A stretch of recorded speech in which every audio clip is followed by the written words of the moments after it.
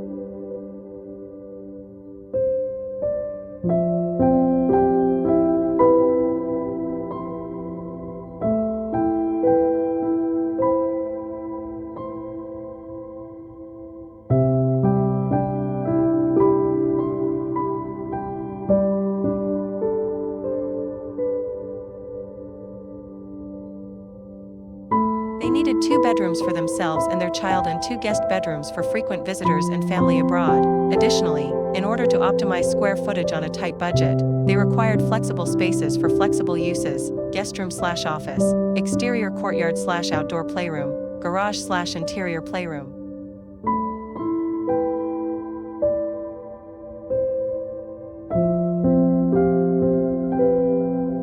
Architectural drawings of the project.